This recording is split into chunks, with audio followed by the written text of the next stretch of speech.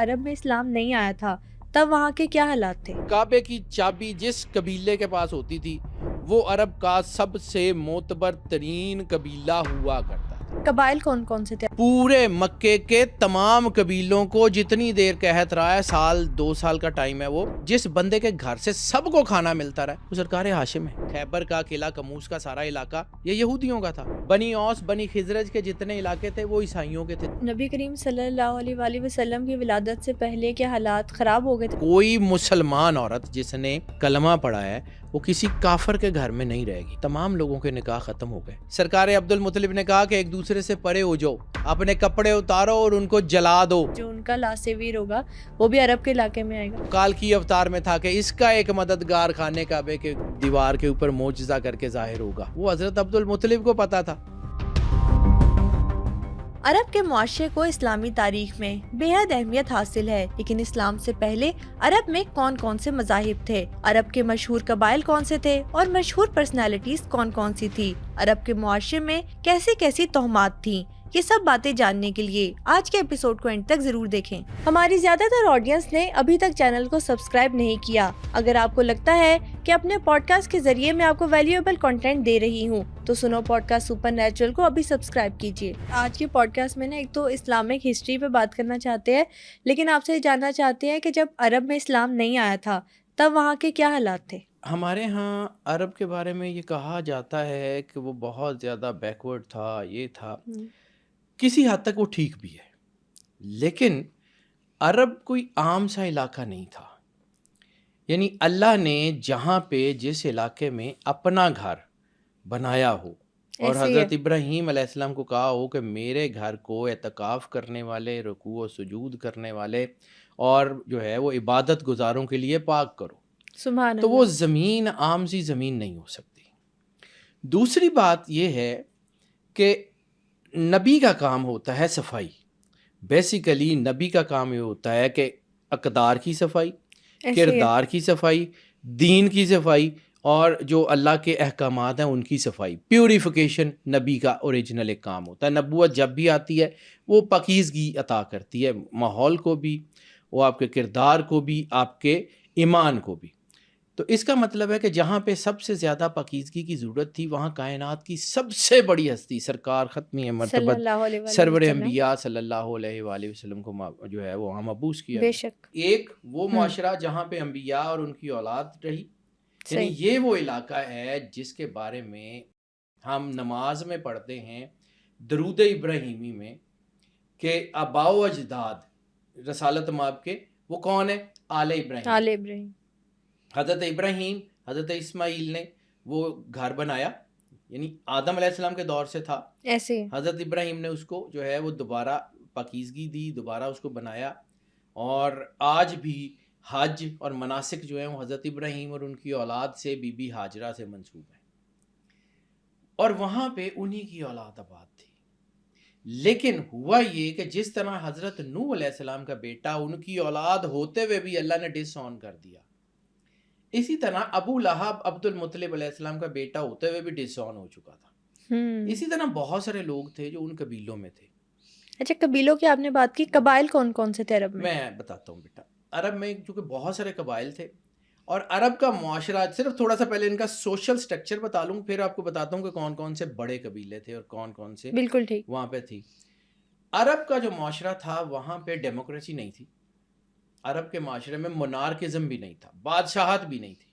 اچھا، عرب میں کوئی بادشاہت کا نظام نہیں تھا۔ عرب میں عزت کا معیار 2 عہدے ہوا کرتے تھے، ہمیشہ سے 2 عہدے، ہمیشہ سے عرب میں عزت کا معیار ہوتے تھے، سرکار عدنان سے لے کے اور سرکار رسالت مآب سرور انبیاء صلی اللہ علیہ وسلم کے اعلان نبوت سے پہلے تک، اور پھر ایک انٹائرلی شفٹ ہے سرکار ختمی مرتبہ سرور انبیاء صلی اللہ علیہ وسلم کے اعلان نبوت سے لے کے یہ معاشرہ پھر پورے کا پورا کیسے پیوریفائی ہوا، وہ بھی ایک پورا ایک اسپیکٹرم ہے۔ یہ دونوں کو مکس کریں گے تو بات نہیں سمجھ آئے گی۔ ابھی میں صرف اعلان نبوت سے پہلے کی بات کر رہا ہوں۔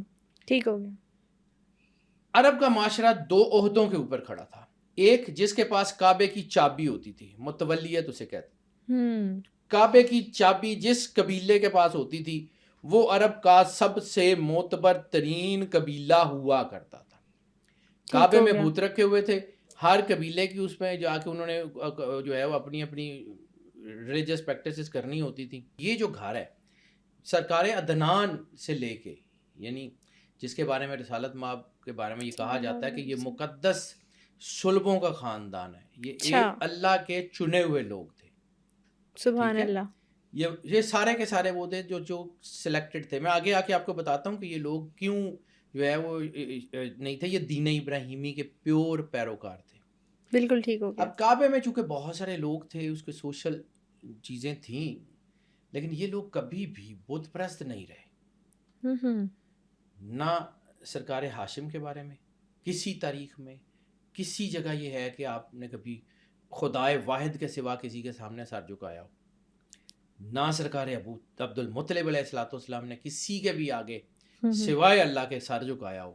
صحیح. سرکار عبداللہ علیہ الصلوۃ والسلام کا کنڈکٹ اور کردار، سرکار حمزہ علیہ الصلوۃ والسلام کا کردار، سرکار ابو طالب علیہ الصلوۃ والسلام کا کردار، یہ لوگ کعبے کے متولی ضرور تھے لیکن بت پرستوں میں شامل کبھی بھی نہیں رہے. صحیح ہو گیا. ٹھیک ہے. اب آ جاتے ہیں دوسرا، وہ تھا سقایا. یعنی حاجی آتے تھے تو ان کے رہنے کھانے کا بندوبست کیا جاتا تھا. اور آپ سمجھ لیں کہ اس دور کا جو بڑا بزنس تھا یا تجارت تھی یا یہ ہوٹلنگ تھی. ہوٹلنگ کہہ لیں نا، حاجی آتے تھے، انہوں نے رہنا ہے، ان کے لیے کھانے کا رہنے کا بندوبست تو کرنا ہے نا. تو جو قبیلہ وہ کرتا تھا اس کے پاس پیسے بڑے ہوتے تھے، وہ اکانومی میں بہت سٹرونگ ہوتے تھے. بالکل ایسے. تو یہ ہمیشہ سے یہ دو مختلف قبیلوں میں رہی. یہ جو ہے ایک میں سقایا ہوتا تھا، ایک میں متولیت ہوتی تھی. کبھی وہ شفٹ ہو جاتے تھے، کبھی وہ. صرف سرکار عبد المطلب علیہ الصلوۃ والسلام واحد پرسنالٹی ہیں جس کے پاس یہ دونوں ہوتے اکٹھے ہو گئے تھے. سبحان عرب اللہ. کا اتنا بڑا سردار سرکار عبد المطلب علیہ الصلوۃ والسلام. اور پھر یہ لوگ وہ تھے جو سخی تھے ہمیشہ سے. یعنی عرب میں قید پڑتا ہے، آپ تاریخ طبری دیکھ لیں، محمد بن جریرہ طبری وہ آدمی ہے جو تاریخ بھی حدیث کے کرائٹیریا پہ لکھتا ہے. اس کے پاس اگر پراپر کوئی سند نہ ہو تو وہ حدیث جو ہے نا مطلب تاریخ کا واقعہ بھی نہیں لکھتا. یعنی محمد بن جریرہ طبری کو تاریخ دان بھی اور جو ہے فقہ کے علماء بھی اور حدیث کے جو ہے نا شیخ الحدیث بھی ان کو بہت بڑا نام مانتے ہیں، محمد بن جریرہ طبری کو. ٹھیک ہے. تاریخ طبری میں بھی یہ واقعہ ایسے ہی ہے کہ کسی بندے نے دو چیزیں بڑی اہم ہیں، بہت اہم ہے، کہ ان کے پورے خاندان میں سے کسی نے بت پرستی نہیں کی اور یہ پورا خاندان ہمیشہ سے سخی رہا ہے. سبحان اللہ. ہمیشہ سے سخی رہا ہے. مکے میں قحط پڑتا ہے تو کھانا کون کھلاتا ہے؟ سرکار ہاشم. پورے مکے کے تمام قبیلوں کو جتنی دیر قحط رہا ہے، 2 سال کا ٹائم ہے، وہ جس بندے کے گھر سے سب کو کھانا ملتا رہا وہ سرکار ہاشم ہے. اور ایک وہ جو عرب کی ایک خاص ڈش ہے جسے سرید کہتے ہیں، وہ سرید بڑی قیمتی ڈش ہوتی تھی، کوئی عام سی نہیں. ہمارے یہاں کہہ دیتے ہیں کہ جی وہ شوربے میں روٹیاں بھگو کے، وہ بہترین قسم کا جو ہے نا وہ اونٹ کا یا اس وقت جو جانور تھے ان کی یخنی اور وہ بنتی تھی. اور اس کے اندر پھر وہ جو جو وہاں پہ ہوتے تھے، جو کی روٹی کو بھگو کے، وہ بڑا خوبصورت قسم کا ایک ڈش ہوتی تھی. پورے مکے کو کھلاتے رہے اور کئی سال تک کھلاتے رہے. اور کتنے کے رئیس ہوں گے ایسے ہی ہے، کتنے کو امیر آدمی ہوں گے جو پورے مکے کو جو ہے وہ کھانا کھلاتے 1-2 دن نہیں، سالوں کا معاملہ، سالوں کے لیے، اور کھلاتے رہے. سرکار ہاشم بہت بڑا نام ہے. دنیا کو تو آئیڈیا ہی نہیں ہے کہ سرکار ہاشم کون تھے. میں صرف ان کے نام بتا کے پھر آپ کو عرب کے عمومی حالات کی طرف لے کے جاتا ہوں. میں صرف ان کی بات کروں. اور یہ وہ لوگ ہیں کہ جن کے اوپر سرور انبیاء صلی اللہ علیہ وآلہ وسلم کی حدیث میں آپ نے فخر فرمایا ہے. آپ نے کہا کہ اللہ نے مجھے پاکیزہ لوگوں میں پیدا کیا. پاکیزہ لوگ کون؟ وہی پاکیزہ لوگ جن کے اوپر ہم جو ہے وہ درود پڑھتے ہیں. ٹھیک ہے. اللہم صلی اللہ محمد وآل محمد کما صلیت علی ابراہیم وعلی آل ابراہیم. حضرت ابراہیم علیہ السلام کی جو آل ہے وہ کون ہے؟ وہ سرور انبیاء صلی اللہ علیہ وآلہ وسلم کے آباء و اجداد ہیں. اور آل محمد رسالت مآب کی اولاد، ان کے بچے پاک بی بی سیدہ سلام اللہ علیہ اور مولا کائنات کی جو اولاد ہے. یعنی مولا علی کے پورے بیٹے بھی سادات میں نہیں ہیں، صرف مولا حسن حسین جو سرور انبیاء کو کہ نبوت اور جو ساداتیت جو ہے زیادت وہ صرف رسالت مآب سے منسوب ہے اور کسی چیز سے منسوب نہیں. رسالت مآب کی جو ہیں جن کو رسالت مآب نے خود کہا تھا وہ اب سرور انبیاء صلی اللہ علیہ وآلہ وسلم کے آباء و اجداد کا کردار دیکھ لیں. اب عمومی معاشرے کی طرف آ جاتے ہیں. عمومی معاشرہ ہمارے ہاں بالکل یہ ٹھیک ہے کہ وہاں پہ بہت برے حالات تھے زمانہ جاہلیت میں, بہت برے حالات تھے. لیکن جہاں پر عرب بیٹیوں کو قتل کرتے تھے وہاں اسی عرب کی سوسائٹی میں ایک بندہ ہے جس کو ابو البنات کہتے ہیں. ابو البنات جو ہے وہ آدمی ہے جس کے بارے میں رسالت مآب سرور انبیاء نے اس کے فوت ہونے کے کئی سال بعد دعا کر فرمائی تھی. ابو البنات وہ بندہ ہے جب عرب میں بیٹیاں جو ہیں وہ زندہ درگور کر دی جاتی ہیں, پیدا ہوتے ہی مار دی جاتی ہیں, تو وہ بندہ تھا جو جس کو پتہ لگتا تھا نا کہ فلاں قبیلے کے فلاں سردار یا فلاں آدمی کے گھر بیٹی پیدا ہوئی ہے اور وہ شاید قتل کر دے گا, تو یہ پہنچ جاتا تھا, تم نے تو ماری دینی ہے, مجھے دے دو. اچھا. یہ پیسے دیتا تھا اور وہ بیٹی کو چپکے سے لے آتا تھا, اس کو پالتا تھا, پڑھاتا تھا, اور پھر اس نے شادیاں کروائیں. تاریخ یہ بتاتی ہے, تاریخ طبری, تاریخ حلبیہ اور سیرت ابن ہشام میں بھی اس کا ایک ضمناً ذکر ہے کہ 100 سے زیادہ ایسی بیٹیاں تھیں جو اس نے پالی, اور عرب کے معاشرے میں ابو البنات بیٹیوں کے باپ کے نام سے مشہور تھا. یہ وہی زمانہ جاہلیت ہے. اور اس کی ایک بیٹی جس کی اس نے پرورش کی تھی وہ مسلمان ہوئی اور وہ سرور انبیاء صلی اللہ علیہ وآلہ وسلم کے پاس آئی. تو جب اس نے ذکر کیا کہ مجھے ابو البنات نے پالا ہے, تو رسالت مآب نے اپنی چادر اتار کے اس بیٹی کے سر کے اوپر رکھی اور اسے کہا کہ اللہ تیرے اس باپ کے اوپر رحم کرے. حالانکہ وہ بندہ بعثت نبوی سے پہلے دنیا سے چلا گیا ہوا تھا, وہ بعثت نبوی اعلان نبوت سے پہلے فوت ہو چکا تھا. لیکن عمل اتنا پسند آیا کہ دعا کی. بیٹیاں بہت قیمتی ہوتی ہیں بیٹا, کوئی شک نہیں. ٹھیک ہے, یہ کائنات میں بہت قیمتی جو اینٹیٹی ہے نا, اللہ جب خوش ہوتا ہے تو بیٹیاں اس لیے ہی دیتا ہے. یہ لوگوں کو نہیں پتا. عرب کا معاشرہ وہاں پہ یہ لوگ بھی تھے. یعنی ہم نا عرب کے ایک بڑی غلط سی تصویر پینٹ کرتے ہیں کہ جی وہ وہاں پہ سارا کچھ ٹھیک ہے وہ تھا, لیکن وہاں پہ اچھے لوگ بھی تھے. یہ نہیں ہو سکتا کہ کوئی بھی سوسائٹی اللہ بالکل تنہا چھوڑ دے.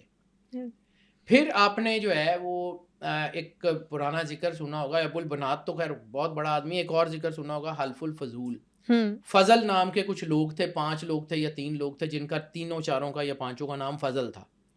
انہوں نے خانہ کعبے کے مطلب میں رسالت مآب سرور انبیاء صلی اللہ علیہ وسلم سے بھی پہلے, کچھ لوگوں کا خیال ہے کہ حضرت عبد المطلب سے بھی پہلے, سرکار ہاشم کے دور میں, انہوں نے خانہ کعبے میں آ کے ایک حلف لیا تھا کہ عرب میں جو مظلوم ہوگا ہم اس کی مدد کریں گے, عرب میں جو ہے وہ ظالم ہوگا ہم اس کے خلاف کھڑے ہوں گے.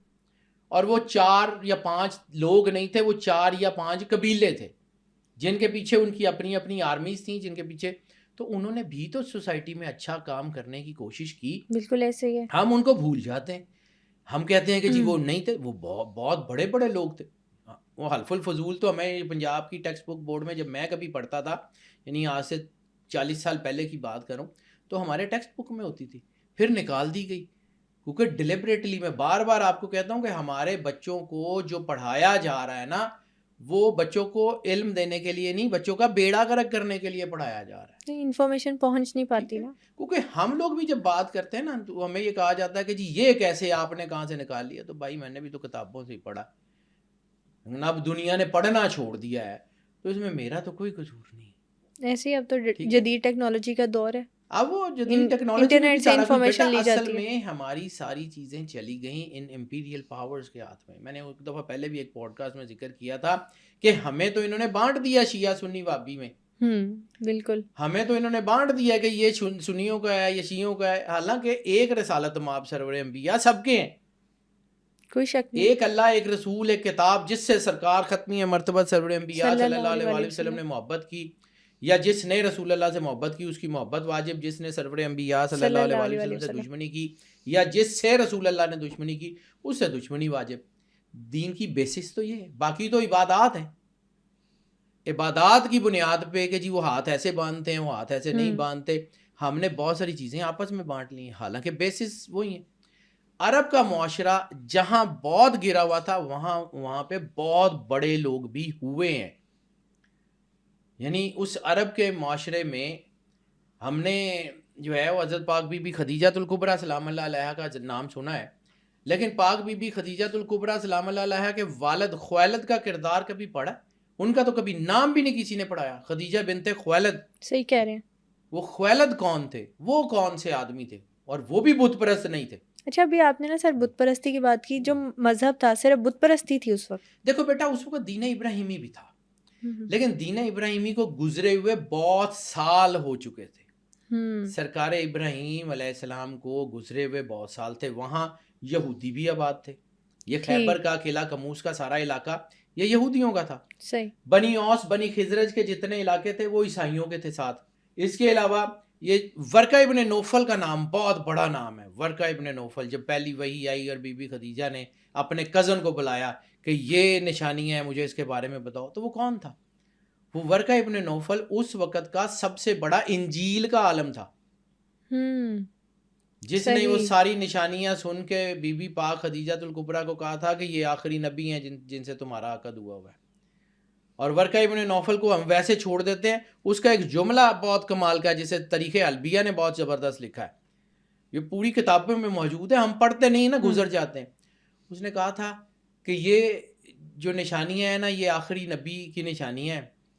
اگر تو میں زندہ رہا، یہ لفظ ہیں اس کے ورقہ ابن نوفل کے جو اس وقت کا عیسائی تھا، اگر تو میں زندہ رہا تو جب یہ نبوت کا اعلان کریں گے تو میں ان کے ہاتھ پہ کلمہ پڑھوں گا. اگر میں نہ رہا تو ان سے کہنا میرے لیے دعا کریں. اب وہ مسلمان ہوا یا نہیں ہوا، وہ تو اسی چند دنوں بعد فوت ہو گیا تھا ورقہ ابن نوفل. یہ عام سے لوگ تو نہیں تھے اس علاقے میں. اور جو دنیا کا سب سے بڑا وارٹیکس پوائنٹ ہو، جہاں پہ اللہ کی انرجی سب سے زیادہ اتر رہی ہو، وہاں پہ ٹھیک ہے نیگیٹو طاقتیں وہیں سارا زور لگاتی ہیں، لیکن وہاں اچھائی ختم نہیں ہوتی. وہاں اچھائی کبھی ختم نہیں ہوتی جہاں پہ اللہ کو. خانہ کعبہ اللہ کی انرجی کا سنٹیکس ہے. خانہ کعبہ وہ ایک سمبل ہے خدائی کا، وحدانیت کا، توحید کا. جب اللہ نے اس کو پاک کرنا تھا پاک ہو گیا. جب فتح مکہ ہوئی سارے کے سارے بت نکال دیے گئے، وہ پاک ہونا تھا وہ ہو گیا. عرب میں بڑی بڑی لڑائیاں تھی بیٹا جو بلا وجہ ہو جاتی تھی، سینکڑوں سال لڑائی چلتی تھی، 7-9 سال ایسے ہی بلا وجہ، اور بعد میں پتہ لگتا تھا کہ اس کے پیچھے تو ریزن ہی کوئی نہیں، اور سینکڑوں لوگ قتل ہو جاتے تھے. پھر ایک اور چیز، یہ اس عرب کو کہا جاتا ہے کہ یہ جاہل تھے. They were never been جاہل. پھر وہاں کا رہن سہن اور سیولائزیشن کیسی تھی؟ سیولائزیشن بیٹا دیکھو خانہ بدوش تھے نا. عرب میں تھا کیا؟ دنیا میں ایک مصرع آپ کو بتاتا ہوں علامہ صاحب کا. علامہ محمد اقبال کو ہم نے نکال کے نا بڑا ظلم کیا اپنی جڑوں میں سے. فطرت کے مقاصد کی کرتا ہے نگہبانی، یا بندہ صحرائی یا مرد کوہستانی. مکہ کو دیکھیں، پہاڑوں کے درمیان صحرا ہے، یعنی دونوں چیزیں جو اللہ کی نیچر کی آبیاری کرنے کے لیے ضروری ہیں دونوں وہاں ہیں. پہاڑ ہے بے آب و گیا، چٹیل پہاڑ ہیں، کالے پہاڑ، اور درمیان میں صحرا ہے. اگر وہاں زمزم کا کنواں نہ نکلتا تو اس علاقے کی قیمت کیا تھی؟ کچھ بھی نہیں، کوئی جاتا ہی نہ. لیکن وہ زمزم کا کنواں بنا، وہ گزرگاہ بنی. اس وقت بھی عرب میں مکہ جو تھا وہ تجارت کا گڑھ تھا، پوری دنیا کے قافلے وہاں جاتے تھے. ابرہا اتنا بڑا بادشاہ تھا، اس کو مسئلہ کیا تھا خانے کعبے سے؟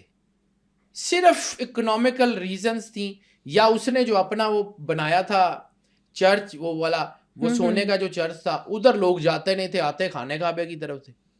وہ اس بات کی چڑ میں گرانے آیا تھا، اور اس کو مسئلہ کیا تھا؟ وہ پہاڑوں میں اتنی دور آیا کیا کرنے تھا؟ بالکل ٹھیک. یہاں پہ کوئی اکانومی کا گڑھ تھا، عرب کے لوگ متمول تھے، امیر تھے، خوشحال تھے. یعنی عرب کے اسی معاشرے میں اتنی بڑی تجارت خویلد کی، اور پھر ان کی بیٹی پاک بی بی خدیجہ الکبریٰ سلام اللہ علیہا کی، وہ اتنی بڑی تجارت کہ عرب کے ایک بے آب و گیا مطلب جزیرے ٹائپ جگہ میں، جیسے ادھر جدے کے ساتھ سمندر لگتا تھا ہٹ کے کہیں، اور ادھر جو ہے وہ بالکل صحرا اور بنجر پہاڑیاں ایسے ہی ہے.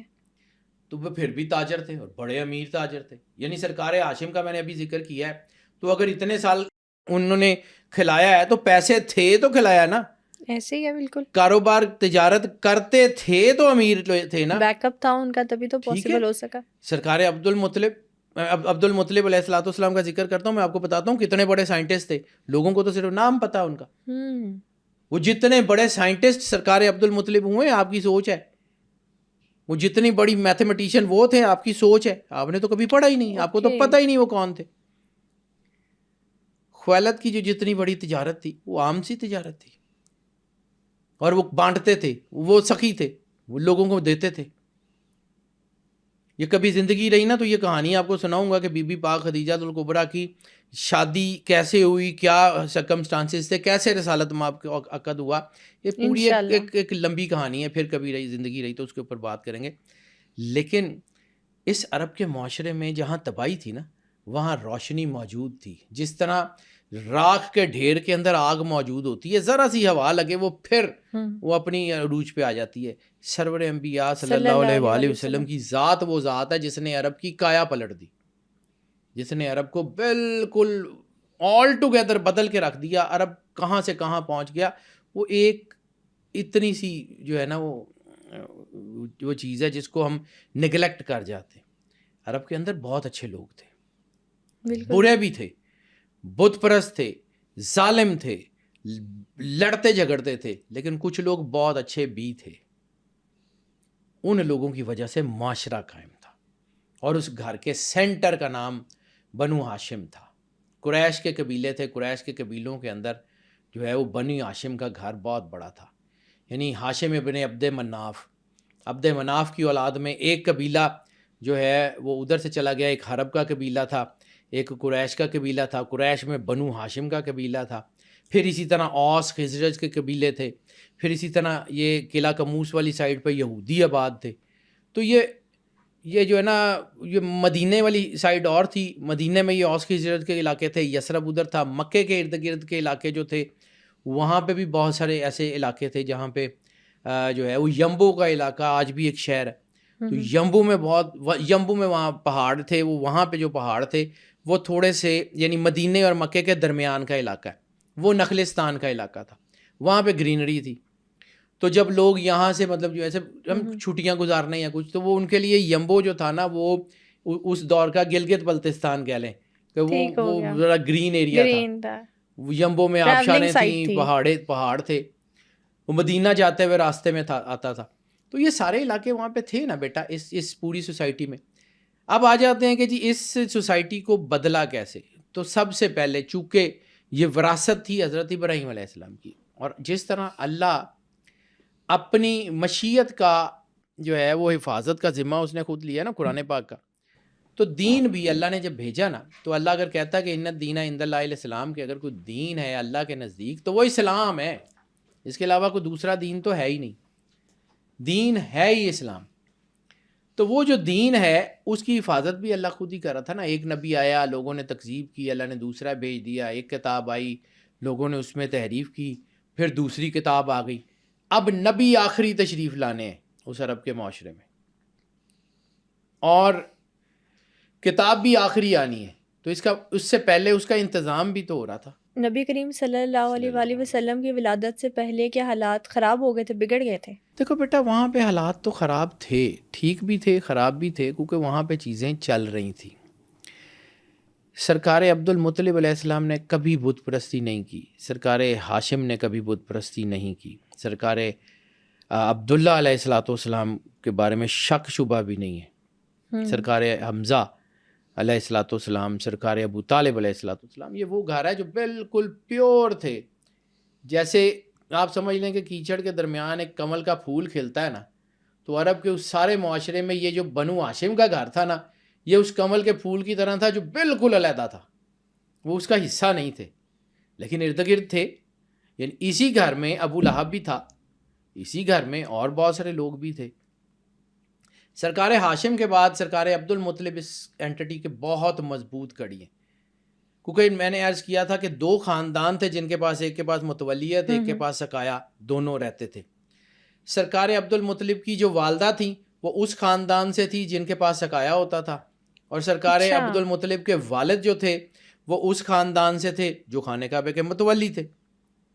تو جب سرکار عبد المطلب دنیا میں تشریف لائے تو ننیال کی وراثت بھی وہاں کوئی اور تھا نہیں، وہ ان کی والدہ کے وسیلے سے عبد المطلب علیہ السلام کو مل گئی، ادھر سے والد کی وراثت بھی سرکار عبد المطلب کو مل گئی. تو عرب کا جو سب سے مضبوط سردار گزرا ہے نا عرب کی تاریخ میں، جو سب سے مضبوط سردار ہے وہ سرکار عبد المطلب علیہ السلام.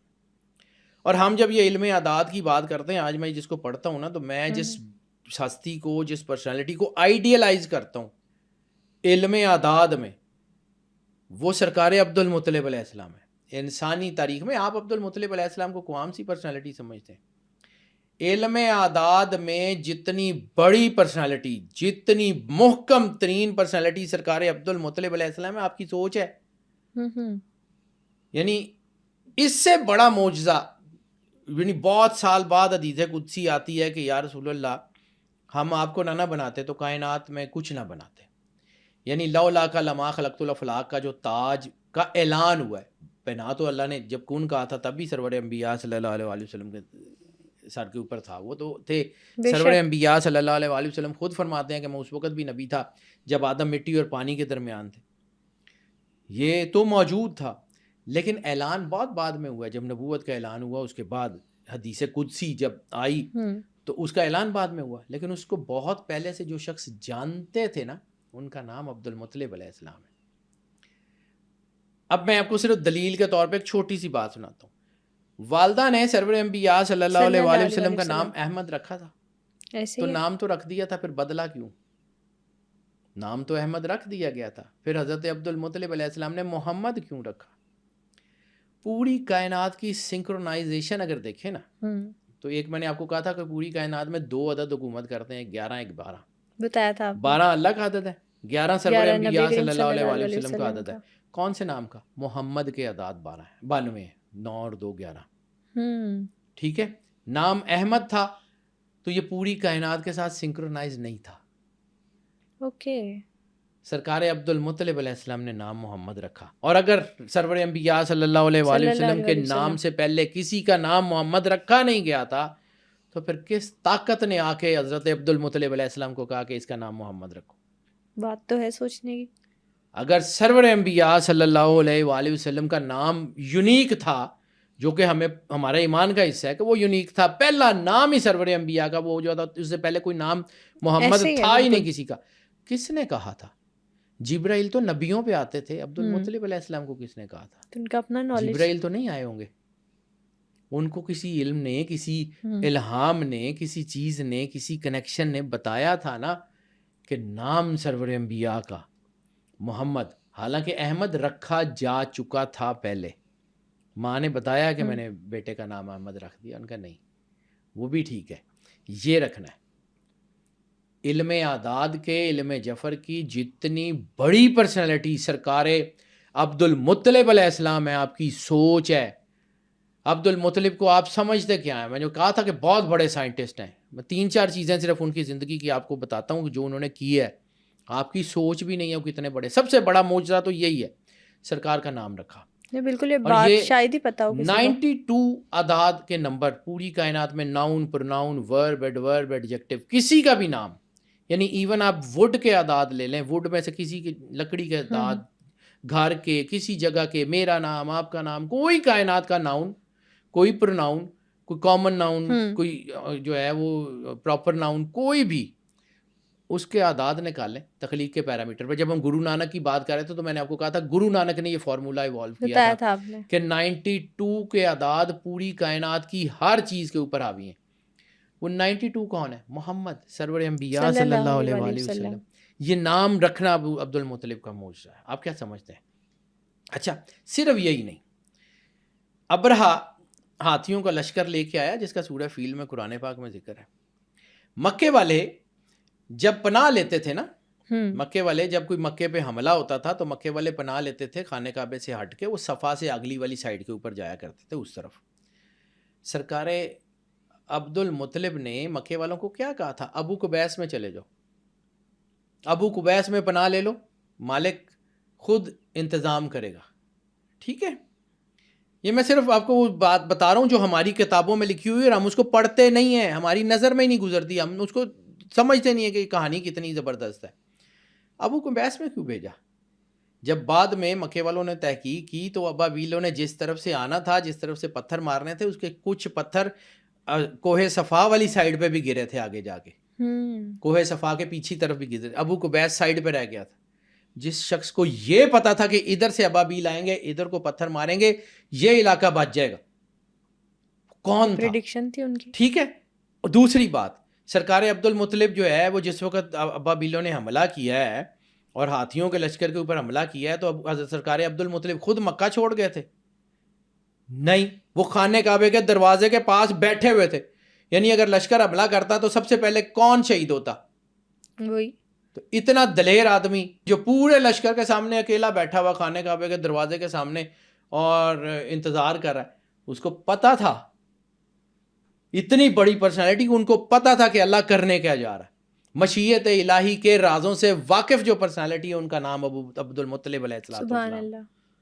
یہ ایسے ہی ہے، اولاد ابراہیم ایسے ہی ہوتی ہے. یہ وہ تھے جن کا کردار تھا. اچھا، پھر ایک اور بات، سرکار عبداللہ علیہ السلام کہ جب نکاح کرنے کے لیے گئے ہیں تو آپ نے ان کو جو جملے ہیں، یہ تاریخ طبری پڑھ رہا ہوں میں، یہ سیرت حشام پڑھ رہا ہوں، ٹھیک ہے، سلیمان ندوی صاحب نے جو سیرت لکھی ہے وہ پڑھ رہا ہوں، یا سیرت نعمان، شبلی نعمانی کی جو سیرت نعمان پڑھ رہا ہوں، اور اس کے علاوہ جو ہے وہ سیرت حلبیہ سے پڑھ رہا ہوں. یہ 4-5 کتابیں ہیں جن کے میں حوالے کوٹ کر رہا ہوں. میں یہ بتانا اس لیے چاہ رہا ہوں کہ بعد میں یہ نہ کہا جائے کہ جی کون سی کتاب سے. بالکل ٹھیک ہو گیا.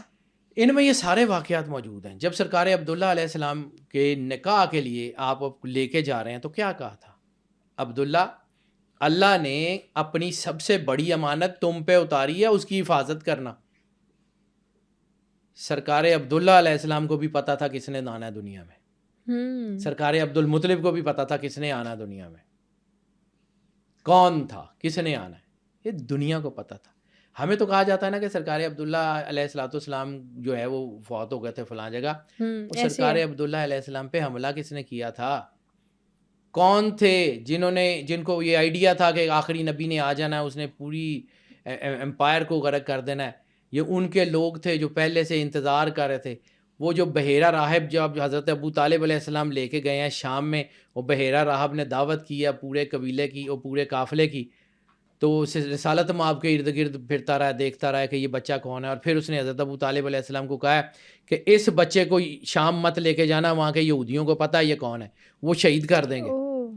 یہ لوگ بہت بڑے لوگ ہیں، یہ خاندان چھوٹا خاندان نہیں ہے، یہ پشتوں سے، نسلوں سے یہ دین کے محافظ رہے ہیں. سرکار عبد المطلب علیہ السلام جو ہے وہ ان کی میڈیسن کا نالج. مکے میں وبا پھیل گئی، ہم نے یہ پچھلے کچھ چند سال پہلے کرونا دیکھا ہے نا، ایسے ہی سوشل ڈسٹینسنگ. تاریخ میں، انسانی تاریخ میں سوشل ڈسٹینسنگ سب سے پہلے کس نے کروائی تھی؟ عرب میں ہوئی تھی سب سے پہلے. عرب میں وبا پھیل گئی مکے میں.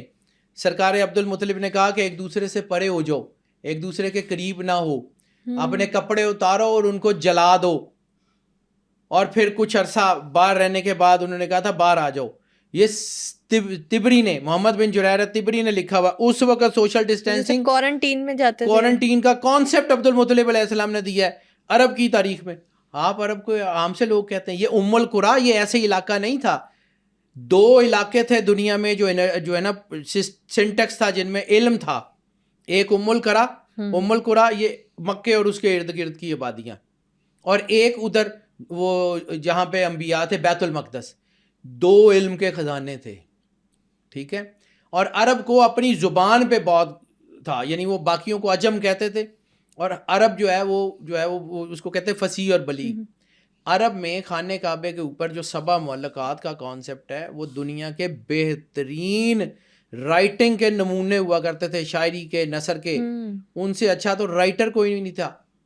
القریٰ کی نسبت ہمیں تو آج تک یہ کہا جاتا ہے کہ سرکار امی کا ترجمہ کسی کو نہیں پتا. امی کیا ہوتا ہے؟ امی ہم کہتے ہیں کہ جس نے کسی سے پڑھا نہ ہو.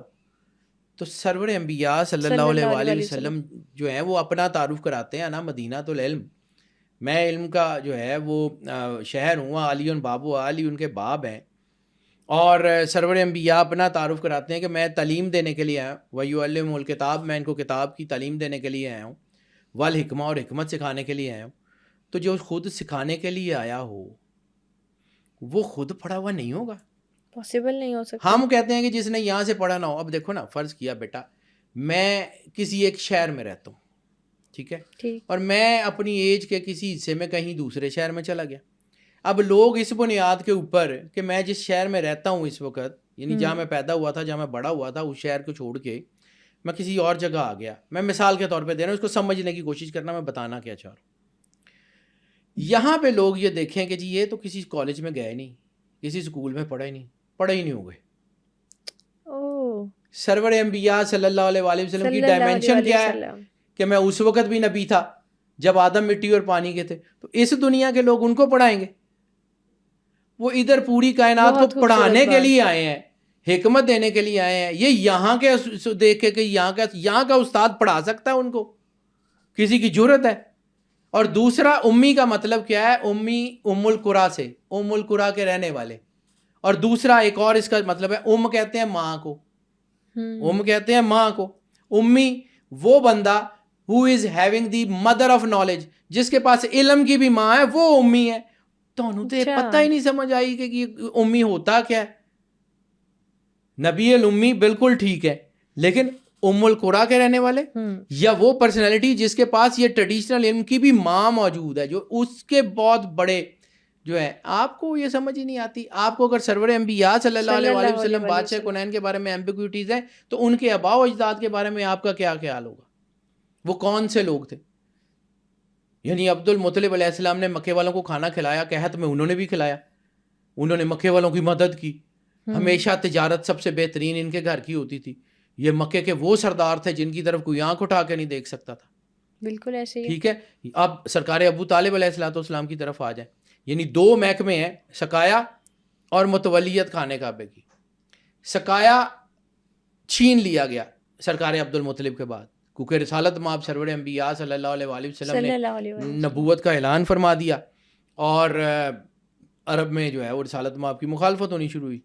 تو پوری تاریخ طبری, سیوطی, جلال الدین سیوطی چھوٹے آدمی نہیں ہیں, امام جلال الدین سیوطی, یہ مطلب جتنے بڑے عالم جو ہیں وہ سارے کے سارے آپ اٹھا کے دیکھ لیں, کسی ایک نے بھی ایک جملہ کوٹ کیا ہو کہ مکے کے کافر ابو طالب علیہ السلام کے پاس آئے اور انہوں نے کہا کہ تمہارا بھتیجا تمہارے بتوں کی مخالفت کرتا ہے؟ نہیں, ہمیشہ یہ کہا کہ تمہارا بھتیجا ہمارے بتوں کی مخالفت کرتا ہے. اگر ابو طالب کا اور ان کا دین ایک ہوتا تو وہ یہ نہ کہتے کہ تمہارے کہتے ہیں, یہ کیوں کہتے تھے کہ تمہارے بھتیجا جو ہے وہ ہمارے بتوں کی مخالفت کرتا ہے؟ اور پھر ایک جملہ جس کو طبری نے کوٹ کیا ہے, اور اگر یہ جملہ جو ہے نا اتنا کمال کا ہے کہ اس کو میسج فلم آپ نے دیکھی ہوگی شاید, اس میں یہ جملہ باقاعدہ ہے, وہ فلم بھی لوگوں نے دیکھی کیونکہ وہ پوری تاریخ کی ہسٹری کو سرچ کرنے کے بعد وہ جملہ تھا کہ جب آئے نا جو ہے وہ ابو جہل اور حضرت ابو طالب علیہ السلام کے پاس کہ یہ آپ کا بھتیجا ہمارے بتوں کی جو ہے نا توہین کرتا ہے, تو اس کو روکیں. تو سرکار ابو طالب علیہ السلام نے سرور انبیاء صلی اللہ علیہ وسلم کو کہا کہ یہ جو لوگ کہتے ہیں میں اتنا بھار نہیں اٹھا سکتا, یہ نہیں کہا کہ رک جاؤ, آپ نے کہا تھا کہ میں اتنا بھار نہیں اٹھا سکتا, یہ لوگ مخالفت کرتے ہیں. تو رسالت مآب نے کہا, یہ جملہ ہم نے پڑھا ہوا ہے کہ ایک ہاتھ پہ میرے چاند اور ایک ہاتھ پہ سورج رکھ دیں تب بھی میں جو ہے وہ اس چیز سے باز نہیں آؤں گا. تو سرکار ابو طالب علیہ السلام نے ایک جملہ کہا تھا ابو جہل کو, طبری نے بھی لکھا ہوا ہے, سیرت حشام میں بھی یہ جملہ ایز اٹ از موجود ہے, اور دی میسج فلم میں بھی یہ ڈائلاگ کے طور پہ موجود ہے. انہوں نے کہا تھا کہ میرا بھتیجا, جملہ بہت خوبصورت ہے, میں اس لیے روک کے کہہ رہا ہوں, میرا بھتیجا تمہارے بتوں سے متفق نہیں لیکن میں اپنے بھتیجے سے متفق ہوں. سبحان اس کا ترجمہ سمجھ آتا ہے آپ کو کہ تمہارا بھتیجا, میرا بھتیجا تمہارے بتوں سے متفق نہیں لیکن میں اپنے بھتیجے سے متفق ہوں. اور اس کے بعد سرکار ابو طالب علیہ السلام نے کچھ شعر کہے ہیں, وہ شعر دیوان ابو طالب کے سر ورق کے اوپر لکھے ہوئے ہیں. دیوان ابو طالب علیہ السلام جو, اور دیوان ابو طالب بھی اگر آپ کو پتا ہو تو دیوان ابو طالب صرف نعت کا دیوان ہے, اس میں کوئی دوسرا شعر نہیں ہے جو سرور انبیاء صلی اللہ علیہ وآلہ وسلم کی مدح کے علاوہ ہو. سرکار ابو طالب علیہ السلام نے جتنے شعر کہے ہیں نا وہ صرف رسالت مآب کی مدح میں کہے ہیں, رسالت مآب کی تعریف میں کہے ہیں. آپ ابو طالب علیہ السلام کو سمجھ ہی نہیں سکے کون ہے. دنیا میں سب سے پہلی نعت لکھی سرکار ابو طالب علیہ السلام نے, اور وہ جو 2 شعر پہلے سناتا ہوں پھر بعد میں آگے چلتا ہوں. بالکل ٹھیک. 2 شعر ہیں کہ اے میرے بھتیجے یہ تم تک نہیں پہنچ سکتے جب تک، بلکہ جو ہے جمیہ کہ یہ تمام لوگ مل کے بھی تم تک نہیں پہنچ سکتے جب تک کہ میں مٹی کے اندر دفن نہ کر دیا جاؤں.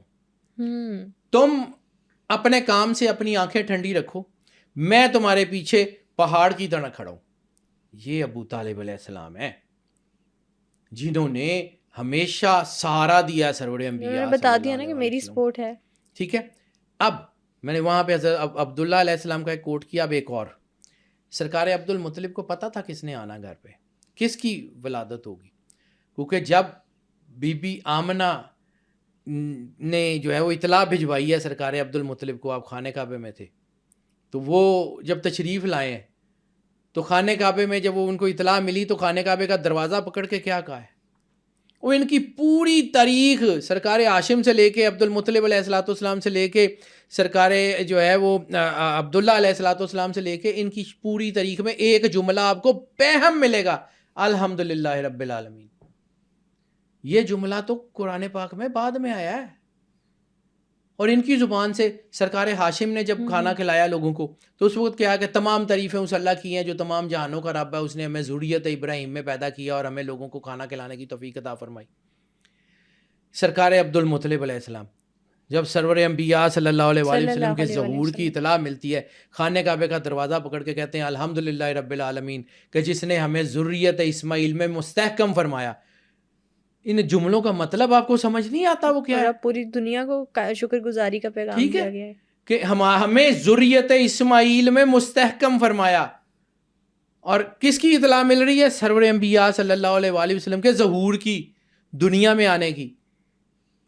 پھر سرکار ابو طالب علیہ السلام جب رسالت مآب سرور انبیاء صلی اللہ علیہ وآلہ وسلم کا نکاح کا خطبہ دیا، نکاح کا خطبہ جو سرور انبیاء صلی اللہ علیہ وآلہ وسلم کا نکاح کا خطبہ دیا سرکار ابو طالب نے، کہاں سے شروع ہوتا ہے؟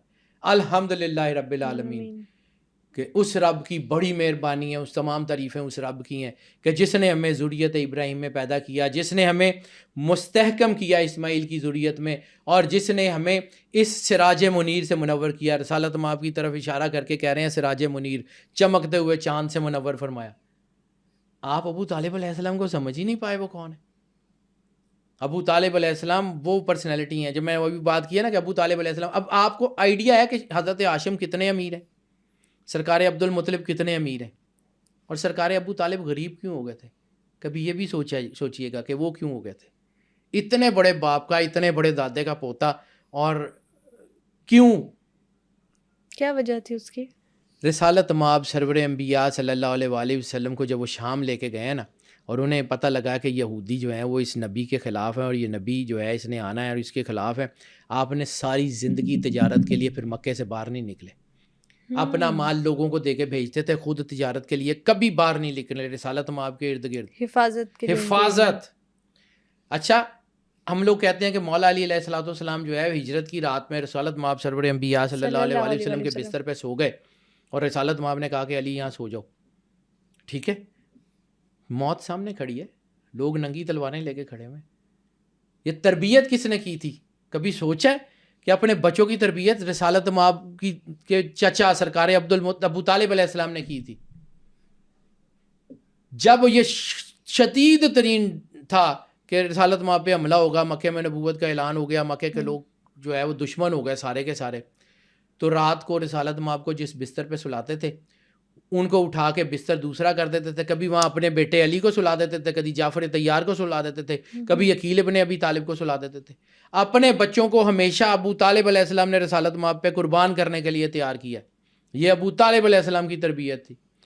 جب بچے چھوٹے تھے تو سرکار ابو طالب علیہ السلام نے اپنے بچوں کو بلایا. 3 بیٹے تھے، تینوں کو بلا کے کہا کہ دیکھو بیٹا، اگر تمہیں کچھ ہو جائے گا نا تو دکھ یا مجھے ہوگا یا تمہاری ماں کو ہوگا، لیکن اگر محمد کو کچھ ہو گیا، اگر محمد کو سرور انبیاء صلی اللہ علیہ وسلم کو کچھ ہو گیا تو میں اپنے باپ اور اپنے بھائی کے سامنے سر نہیں اٹھا سکوں گا. اپنے باپ کو شرمسار مت کروانا. یہ تربیت ہے ابو طالب علیہ السلام کی. یہ اپنے بچوں کو سکھا رہے تھے.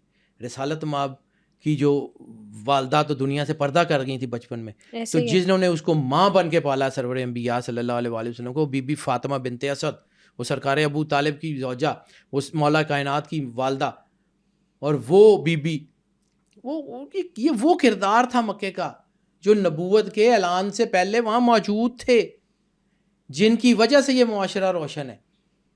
سرکار عبد المطلب علیہ السلام جو ہیں وہ کوئی عام سی پرسنالٹی ہیں، سرکار ابو طالب علیہ السلام کوئی عام سی پرسنالٹی، اپنا پورا کاروبار، اتنی بڑی سلطنت قربان کر دی صرف اس ایک رسالت مآب سرور انبیاء صلی اللہ علیہ وسلم۔ تو پھر ایسے ہی تھا۔ پھر ایک اور چیز، اب ہم جو ہے نا بہت ساری بحث کرتے ہیں کہ جی انہوں نے کلمہ پڑھا یا نہیں پڑھا، تو وہ تو پہلے ہی دین ابراہیمی پہ تھے، نبوت کے اعلان کے بعد چلیں، انہوں نے جو ہے وہ کلمہ بھی تھا۔ تو ایک بات یاد رکھیے، میں دلیلوں کا آدمی ہوں، میں مفتی نہیں ہوں، لیکن مجھے دلیلیں سمجھ آتی ہیں۔ رسالت مآب سرور انبیاء صلی اللہ علیہ وآلہ وسلم کے اعلان نبوت کے کئی سال بعد جب حکم آیا کہ کوئی مسلمان عورت جس نے کلمہ پڑھا ہے وہ کسی کافر کے گھر میں نہیں رہے گی، تمام لوگوں کے نکاح ختم ہو گئے سوائے رسالت مآب کے چچا ابو طالب علیہ السلام کے۔ کیوں؟ دنیا کو عدل کا درس دینے والے نبی، جنہوں نے کائنات میں کبھی کسی سے فرق کیا ہی نہیں ہے، تو کیا یہاں پہ کر گئے؟ نہیں، کافر کے گھر مومنہ عورت نہیں رہ سکتی۔ بی بی فاطمہ بنت اسد نے تو کلمہ پڑھ لیا تھا بالکل ارلی دنوں میں، تو وہ کیسے سرکار ابو طالب کے نکاح میں رہیں اس وقت تک کہ ان کا وصال، سرکار ابو طالب کا وصال ہو گیا، اور ان کے وصال کے کئی سال بعد انہوں نے جو ہے وہ حضرت ابو طالب کی بیوہ کی حیثیت سے زندگی گزاری۔ یعنی مدینے میں آپ کی تدفین ہوئی ہے بی بی فاطمہ بنت اسد کی، ہجرت میں بھی ساتھ ہے، سرکار ابو طالب مکے میں وصال فرما گئے۔ یہ کیسے ہو سکتا ہے؟ اور جو نبی کے اوپر سارا کچھ وار دیں، جو اپنا سارا کچھ رسالت مآب کے سر کے اوپر صدقہ کر کے، سرکار عباس ابن عبد المطلب کی حدیث ہے، بڑی کمال کی حدیث ہے، طبری نے اس کے اوپر پوری بہت کمال کا جو ہے نا اس کے اوپر کام کیا ہوا۔ حضرت عباس ابن عبد المطلب آئے اپنے بھائی کے پاس، ابو طالب علیہ السلام کے پاس، کہ ابو طالب آپ کرتے تو وہی ہیں جو محمد کہتے ہیں، آپ کرتے تو وہی ہیں جو محمد کہتے ہیں، پھر اعلان کیوں نہیں کرتے دین کا؟ تو یہ جو جملہ ہے نا، یہ مجھے سمجھ آتا ہے، یہ طبری کمال کا ہی آدمی ہے، اور یہ جو روایت ہے نا اس کے اوپر اس نے کوئی سند بھی نہیں دی، یہ جملہ ایسے ہی لکھ کے چھوڑ دیا، اس کی کوئی سند بھی نہیں ہے تاریخ طبری میں، حالانکہ وہ پورا واقعہ اس کی سند لاتا ہے کہ فلاں سے میں نے سنا، فلاں سے میں نے سنا، فلاں نے یہ کہا، اور یہ واقعہ اس طرح انہوں نے یہ مجھے بتایا۔ اب یہ جو واقعہ ہے کہ حضرت عباس بن عبد المطلب آئے سرکار ابو طالب علیہ السلام کے پاس اور کہا کہ اے ابو طالب، اے عمران، کیونکہ ان کا نام عمران ہے، کہ اے عمران آپ تو وہی کرتے ہیں جو محمد کہتے ہیں، پھر اعلان کیوں نہیں کرتے؟ تو جو جملہ ہے نا، میں ریپیٹ کر کے اس کو روک کے اس لیے بیان کروں کہ تھوڑا سا سمجھیے۔ آپ نے فرمایا کہ عباس، پورے اس مکے میں تم کون سا ایسا سینہ دیکھتے ہو جو محمد پہ آنے والے تیروں کو اپنے سینے پہ روک لے؟ وہ بہت بڑی پرسنالٹی تھی۔ اگر میں اب یہاں سے ہٹ کے صرف یہ اتنی روایت پڑھ کے اب میں آپ کو فلسفی یا سائیکالوجی کی بنیاد پہ بتاتا ہوں۔ اگر ابو طالب علیہ السلام اسلام کا اعلان کر دیتے تو ریوالٹ ہو جاتا مکے میں، وہ جو آخری وقت تک خانہ کعبے کی چابی اور وہ متولیت ان کے پاس تھی جو لوگ چھین نہیں سکے تھے، وہ چھین لیتے۔ ابو جہل یا کوئی اور مکے کا متولی ہو جاتا، بڑا سردار ہو جاتا، ان کے گھر کو تو روند کے گزر جاتے۔ شیب ابی طالب میں سرکار ابو طالب علیہ السلام موجود ہیں، انہی کے نام سے ہے۔ جب مکے میں سب لوگوں نے سرور انبیاء صلی اللہ علیہ وآلہ وسلم، ان کے گھر اور ان کا کلمہ پڑھنے والوں کا جو ہے وہ بائیکاٹ کر دیا، تو جو کلمہ پڑھنے والے تھے وہ شیب ابی طالب میں محصور ہو گئے تھے۔ ابو طالب جب چاہتے چھوڑ کے جا سکتے تھے، کیوں نہیں گئے؟ ابو طالب مکے کے سردار تھے، کسی کی جرت نہیں تھی آنکھ اٹھا کے دیکھ لیتا ان کی طرف۔ شیب ابی طالب میں رہے، بیمار ہو گئے، باہر نہیں نکلے۔ کیوں؟ آپ کا کیا خیال ہے؟ سرکار ابو طالب علیہ السلام عام سی پرسنالٹی، آپ کا کیا خیال ہے کہ وہ شیب ابی طالب میں سارا کچھ چھوڑ دیں؟ اور شیب ابی طالب میں محصور کون تھے؟ مومنین۔ تو جو غیر مومن تھے وہ تو تھے ہی نہیں، یعنی حضرت عبد المطلب علیہ السلام جو ہے ان کے بیٹے نہیں تھے، زبیر بن عبد المطلب شیبہ ابی طالب میں نہیں ہے، ابو لہب تو ویسے ہی صحیح نہیں ہو تھے، گیا. عباس بن عبد المطلب بھی نہیں ہے. 2 بیٹے ہیں صرف حضرت عبد المطلب کے، ایک سرکار حمزہ اور ایک سرکار ابو طالب. سرکار عبداللہ پہلے سے پردہ کر گئے، باقی کے 7 بیٹے تو نظر بھی نہیں آتے کہیں. عباس بن عبد المطلب تو بہت بعد میں مسلمان ہوئے، بہت بعد کا ٹائم ہے. حضرت بالکل عباس بن عبد المطلب کے اسلام قبول کرنے کا ٹائم بہت بعد کا. اس وقت تو وہ یہ بھی نہیں تھے. کون تھا؟ یہی ایک گھر تھا جس کو اللہ نے چن لیا سبحان تھا. اللہ. یہ عرب ہے. یعنی عرب اگر ہم بات کریں عرب بائدہ کی، مستعربہ کی، میں وہاں پہ بھی کہانی سنا سکتا تھا بیٹا کہ جی عرب یہ تھے، یہ عرب تھے، عرب بائدہ میں یہ ہوا، عرب عربہ میں یہ ہوا، عرب مستعربہ میں یہ ہوا. تو عرب بائدہ وہی ٹینڈنسی تھی نا جب بک آف اینوک میں ہم نے ذکر کیا، تو وہ جو پرانے عرب تھے وہ عرب بائدہ تھے. اوکے. سرکار عدنان کا جو دور ہے وہ عرب مستعربہ، عرب عربہ اور عرب مستعربہ کا دور ہے یہ سارا. تو یہ یہاں پہ تھی برائی، تھے سارا کچھ، لیکن اس کے باوجود یہاں بہت بڑی بڑی پرسنالٹی تھی. سرکار حمزہ کا کردار کیسے ڈینائی کریں گے؟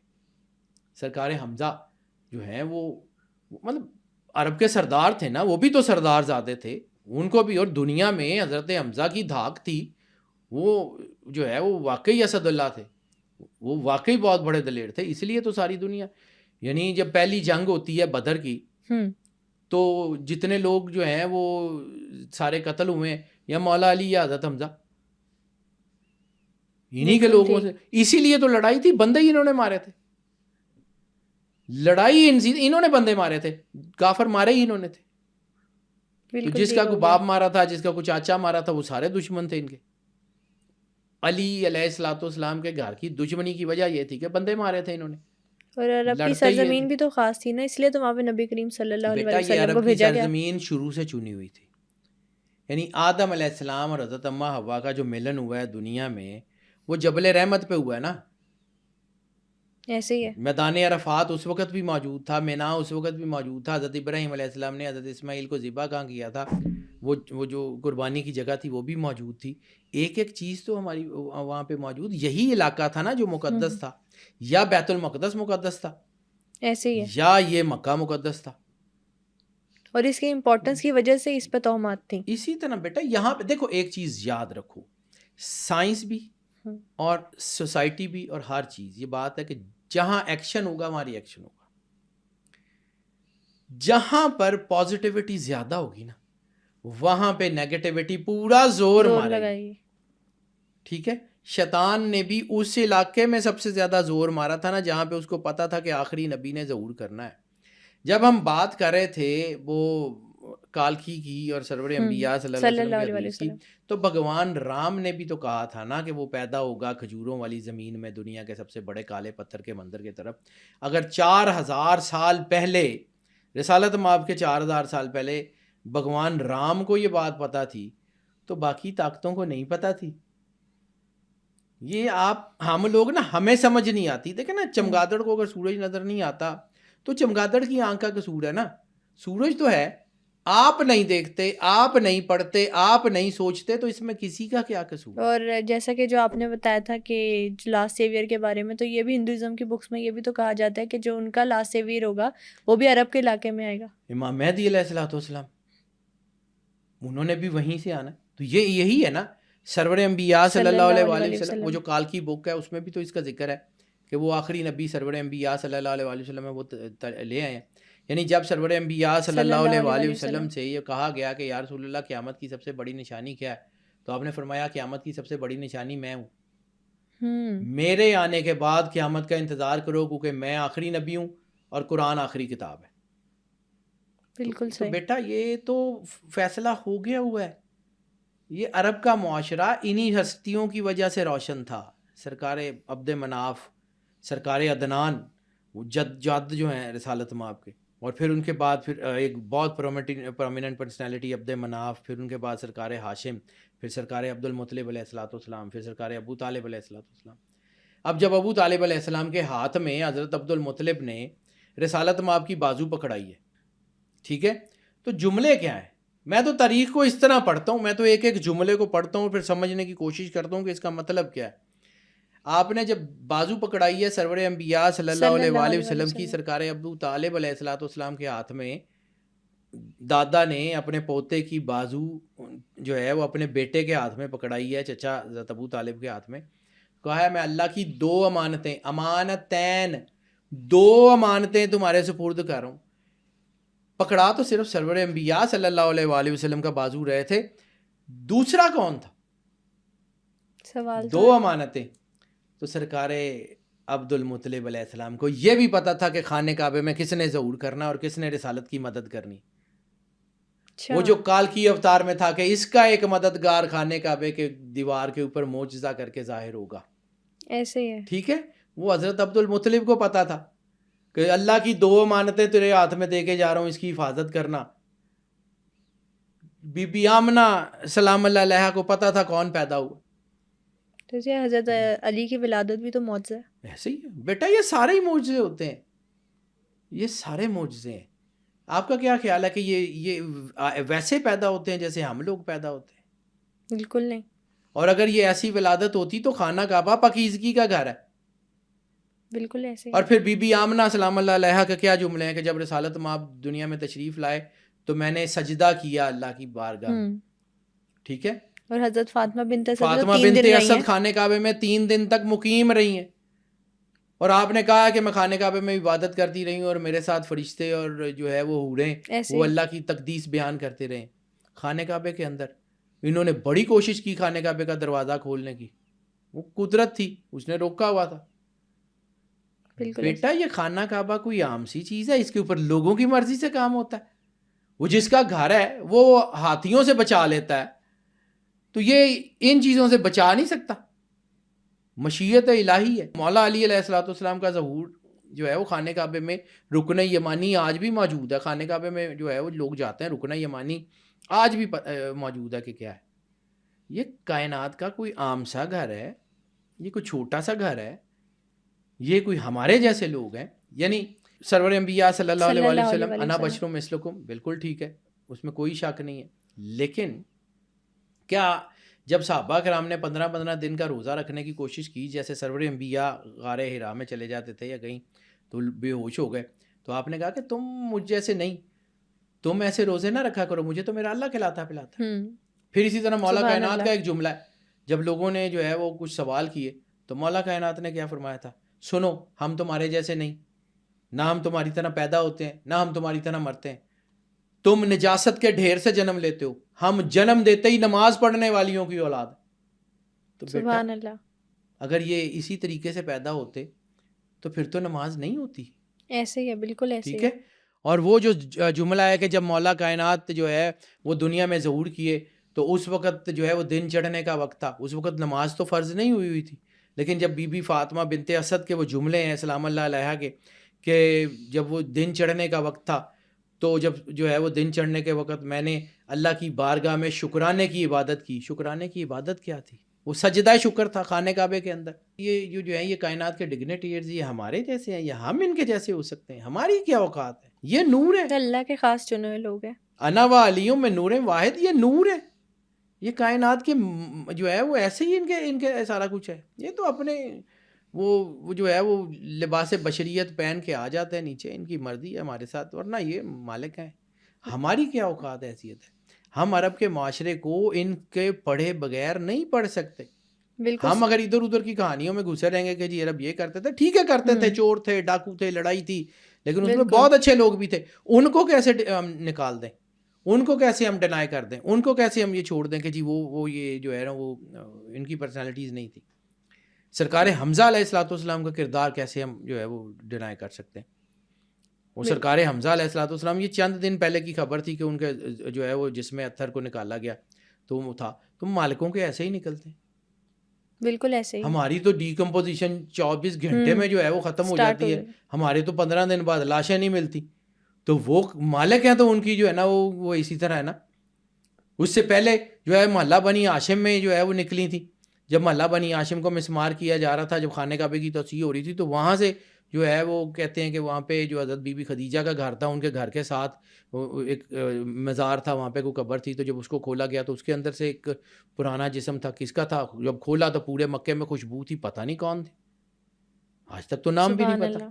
تو یہ تو بیٹا یہ وہ ہے، یہ جو اللہ کے نور سے نوری ہیں، یہ اللہ کے نور میں یہ نہیں ہوتا، ایسے ہی یہ ڈیفرنٹ چیزیں ہیں. ان کو اگر ہم اپنے طریقے سے سمجھنے کی کوشش کریں گے تو نہیں آتی سمجھ. ان کا کردار، ان کی چیزیں، ان کی جو ہے وہ ان کی اپنی پرسنالٹی، اپنی ذات میں مکمل لوگ ہیں. اور پھر چونکہ یہ دین ابراہیمی کے اوپر تھے تو پھر ہم اگر آج یہ ہم کتنے ہم بیوقوف لوگ ہیں کہ ہم اس کے اوپر بحث کرتے ہیں کہ انہوں نے کلمہ پڑھا اور انہوں نے نہیں پڑھا. او بھائی وہ پہلے ہی تو عید پرست ہیں. مسلمان تو وہ ہو جو پہلے کافر ہو. ایسے ہی بالکل صحیح کہہ رہے ہیں. مسلمان تو وہ ہو نا جو پہلے کافر ہو.